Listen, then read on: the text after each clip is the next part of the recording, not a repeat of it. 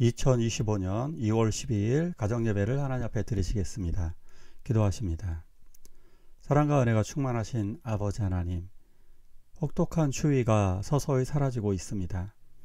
인생의 추운 겨울이 언젠가 우리들에게 찾아오게 되고 그것이 이제 사라지는 그날이 오게 될 것입니다. 부활의 날에 만물들이 소성하듯이 우리들은 새 생명을 얻게 될 것이고 영원한 즐거움, 영원한 은혜 가운데 거하게 되는 그날이 오게 될 것입니다.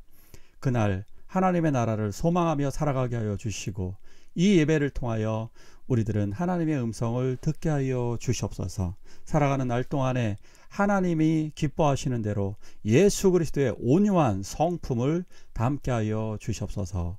예수님의 이름으로 기도하옵나이다. 아멘. 사도신경으로 신앙 고백하십니다. 전능하사 천지를 만드신 하나님 아버지를 내가 믿사오며 그 외아들 우리 주 예수 그리스도를 믿사오니 이는 성령으로 잉태하사 동정녀 마리아에게 나시고 본디오 빌라도에게 고난받으사 십자가에 못 박혀 죽으시고 장사한 지 사흘 만에 죽은 자 가운데서 다시 살아나시며 하늘에 오르사 전능하신 하나님 우편에 앉아 계시다가 저리로서 산 자와 죽은 자를 심판하러 오시리라. 성령을 믿사오며 거룩한 공예와 성도가 서로 교통하는 것과 죄를 사하여 주시는 것과 몸이 다시 사는 것과 영원히 사는 것을 믿사옵나이다. 아멘.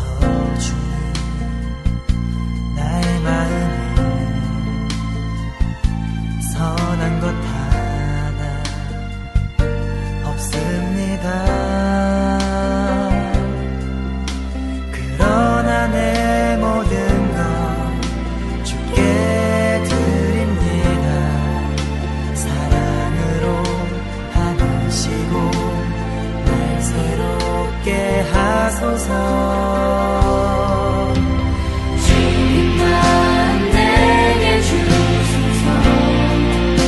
내 아버지 주님만 내게 주소서. 나를 향하신 주님의 뜻이 이루어지도록 주님만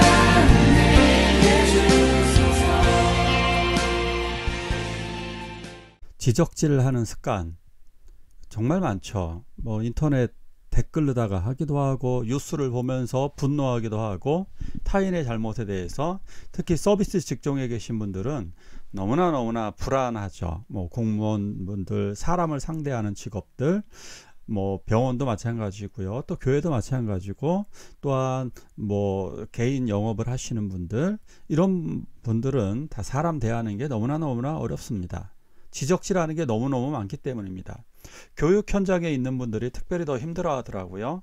부모가 돼가지고 요즘 부모들은 아이들을 위해서라면 말도 안 되는 거 가지고 시비를 걸어서 아이를 위하는 것이 사실은 아닌데 교사들에게 압박을 주고 말 한마디 잘못했다고 행동에 마음에 안 든다고 해서 선생님에게 항의하는 것도 정말 너무 많죠.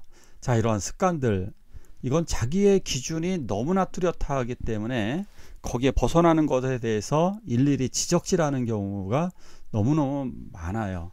그래서 이걸 온유한 방식으로 하기도 합니다만 어쨌든 우리들은 그리스도인들도 교회 안에서 지적질이 너무너무 많은 것 같습니다.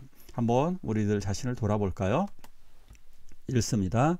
믿음이 강한 우리는 마땅히 믿음이 약한 자의 약점을 담당하고 자기를 기쁘게 하지 아니할 것이라. 우리 각 사람이 이웃을 기쁘게 하되 선을 이루고 덕을 세우도록 할지니라. 믿음이 강한 자는 믿음이 약한 자의 믿음이 약한 자의 약점을 담당해 주어야 하는 것입니다. 장애인 분들, 약한 분들을 돕듯이 우리는 도와줘야 됩니다. 제가 고등학교 2학년 때 아버지께서 먼 산에서 그 지게에다가 그 많은 나무를 쥐고 오셨습니다. 제가 달려가서 아버지를 도와드리려고 했는데 일어날 수가 없었습니다. 아버지의 도움으로 일어나서 100m 정도 가기는 했습니다만 제가 참 제대로 지지 못하고 포기를 했습니다. 그래서 아버지께서 다 그 짐을 지고 오셨습니다. 61세의 노인이었는데요. 키도 작았는데 제가 더 연약했습니다. 할만한데 잘 못하는 경우가 너무나 많습니다. 우리 주변에 연약한 자들이 이런 경우 있죠. 약점이 있는 경우 정말 너무나 많습니다.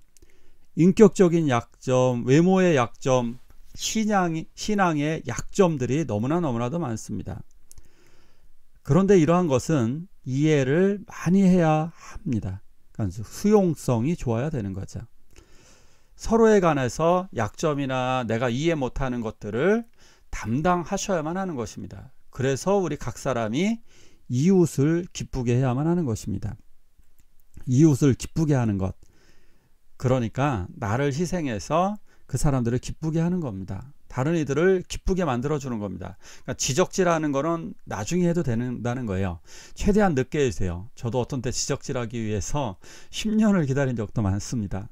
그냥 기다리는 게 낫습니다. 그냥 지적질이 빠른 것보다는 느린 것이 훨씬 더 낫습니다. 예를 들어 볼까요? 젊은이들 교회 안에서의 찬양 같은 경우, 어른들의 찬양은 너무 느리고 옛날 곡이라 좀 젊은 사람들이 부르기 어렵습니다. 젊은이들이 선택한 복음성가는 어른들이 부르기에 너무 또 어려운 멜로디가 굉장히 어렵습니다. 그러니까 어떻게 해야 될까요? 잘하는 건 이건 거죠. 젊은 사람들은 어른들이 좋아할 만한 것들을 많이 불러주면 좋겠죠. 그런 곡들을. 또 어른들은 젊은 사람들의 곡들을 열심히 배워야 되는 것입니다. 서로가 서로의 약점을 담당해주고 잘 못하는 부분들을 잘 도와주셔야만 하는 것입니다.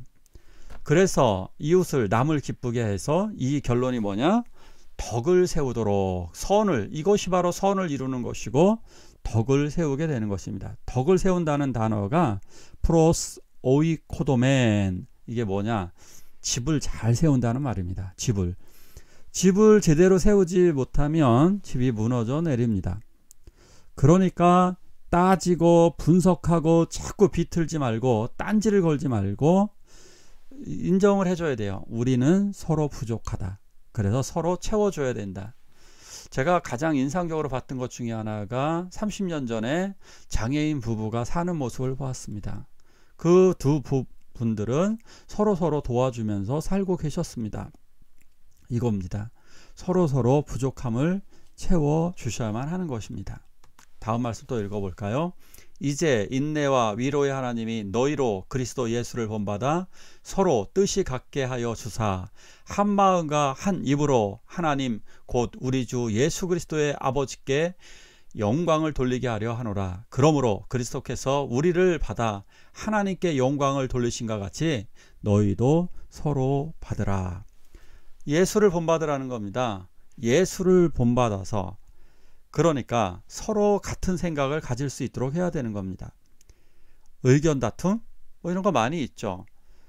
바나바와 바울도 싸웠었습니다. 우리 인간들이 그렇습니다. 그런데 서로 사과가 필요하죠. 자기 잘못도 있기 때문입니다. 우리들은 교회 안에서도 의견 다툼, 의견이 다른 게 정말 많습니다. 특송 하나 해도 말이 많아요. 이 곡을 하자, 그 곡은 뭐가 문제다, 연습이 뭐가 문제다 해서 하나하나 해결할 때 이것이 어려운 경우도 되게 많습니다. 목사님들 목회도 다 다르죠. 장로님들 생각도 다르죠. 모두 다 생각이 다 다릅니다. 그래서 어떻게 해야 되느냐? 예수 그리스도를 중심으로 맞춰야 됩니다. 그 얘기는 뭐냐면 교회에서는 그것을 목사님에게 주로 맞추시는 것이 좋습니다. 목사님 중심으로. 직장에서는 원하든 원하지 않든 사장 중심으로 바꿀 수밖에 없습니다.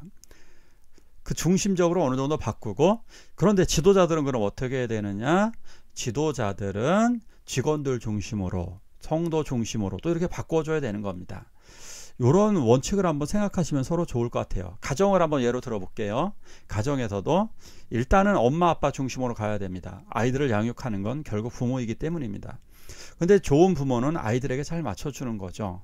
근데 자녀들은 기본적으로 부모에게 잘 맞춰주셔야만 하는 것입니다. 이렇게 해서 한 마음과 한 입으로 하나님께 영광을 돌려드려야 됩니다. 그러니까 같은 심정, 그러니까 만장일치의 성도들의 마음으로. 그러니까 내 의견 진짜 많죠. 내 생각대로 하면 다 좋겠죠. 그러나 꼭 그렇게 하지 않아도 됩니다. 저는 기가 막힌 말을 저희 초대교회 성도님들에게 가르쳐 드렸습니다. 그것은 뭐냐? 세상의 의견은 딱 두 가지입니다. 좋은 의견과 더 좋은 의견. 물론 나쁜 사악한 의견도 분명히 있습니다. 하지만 전반적인 99.9% 제 주변에서 벌어지는 분들은 좋은 의견과 더 좋은 의견이었습니다. 그런데 더 좋은 의견도 기도하지 않거나 사랑하지 않거나 노력하지 않으면 그 의견은 이루어지지 못합니다. 아무리 나쁜 의견이라 할지라도 기도하고 노력하고 서로 사랑하면 잘 됩니다. 자, 서로 의견은 말해주세요.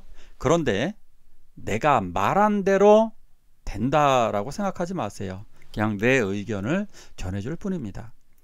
그리고 그 말을 상대방이 안 들어줬다고 해서 고집 무지 세네, 좀 심한 말 할까요? 고집 더럽게 세네 라고 말하지 마시고, 그럴 만한 이유가 있겠지, 우리 교회 목사님도 무슨 뜻이 있겠지, 뭐 여러 가지 그렇게 생각하는 것이 좋을 것 같습니다. 우리 부모님에게도 이런 이유가 있겠지, 선생님에게도 이런 이유가 있지 않을까, 뭐 이렇게 생각하시는 것이 훨씬 더 좋은 것입니다. 그리스도께서 우리를 받아 하나님께 영광을 돌리신과 같이 너희도 서로 받으라고 얘기했습니다.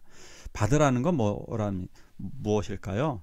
서로 그분을 영접하고 식구처럼 인정하라는 얘기입니다. 우리들은 서로 어설픈 부분들이 굉장히 많습니다. 우리들 찬양하는 것도 그렇고요, 봉사할 때도 그렇고, 섬기는 것도 그렇고, 저의 설교는 어떻습니까? 너무너무 부족하죠. 그런데 우리들은 서로 받아들이는 것입니다. 서로 부족하기 때문에 받아들이는 겁니다. 자녀들이 완벽한가요? 그렇지 않습니다. 그냥 받아서 잘 키우는 겁니다. 이걸 기억하셨으면 좋겠습니다. 제발 지적질을 멈춰주세요. 우리가 불가피하게 지적질을 할 때가 있습니다. 그리고 지적받을 수도 있습니다. 근데요, 타인을 지적할 때는 최대한 오래 참으십시오. 기다리십시오. 정말 타이밍이 올 때까지. 그리고 가장 기도를 많이 하셔야 됩니다. 하나님께서 지적하기 전에 바꾸시길 꼭 기억하세요. 지적하기 전에 하나님이 바꾸시기를. 그 다음에 지적받는 사람의 감정을 잘 고려해 주십시오. 저도 남이 지적하면요 굉장히 기분 나쁩니다. 우리 다 똑같습니다. 지적질하는 거 좋아하는 사람 한 명도 없습니다. 그리고 가장 부드럽게 해야 됩니다. 지금도 잘 아시지만 이 부분을 이렇게 하면 어떨까요? 라고 하는 의견을 주십시오. 이렇게 하면, 그래서 혹시라도 또 누가 나에게 이렇게 강하게 얘기한다 하면 바로 또 화를 내지 마시고, 알겠다고, 참조하고 고쳐보겠다고 또 이렇게 한번 이야기를 하시는 것이 좋을 것 같습니다.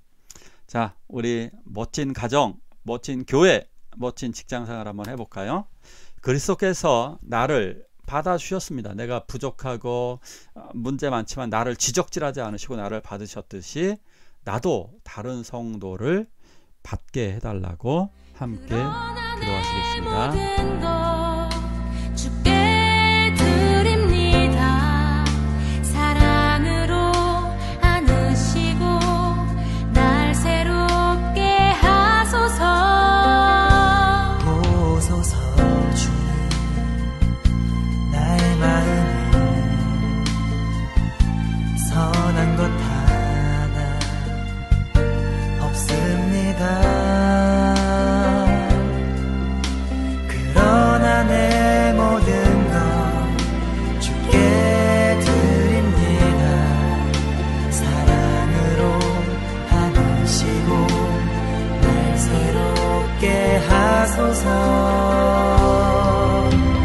주님만 내게 주소서.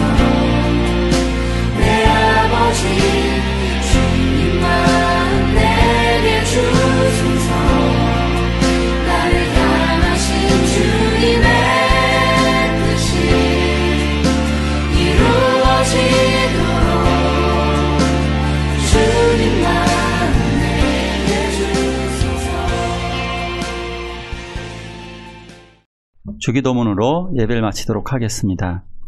하늘에 계신 우리 아버지여, 이름이 거룩히 여김을 받으시오며 나라가 임하옵시며 뜻이 하늘에서 이루는 것 같이 땅에서도 이루어지이다. 오늘날 우리에게 일용할 양식을 주옵시고 우리가 우리에게 죄지은 자를 사하여 준 것 같이 우리의 죄를 사하여 주옵시고 우리를 시험에 들게 하지 마옵시고 다만 악에서 구하옵소서. 대개 나라와 권세와 영광이 아버지께 영원히 있사옵나이다.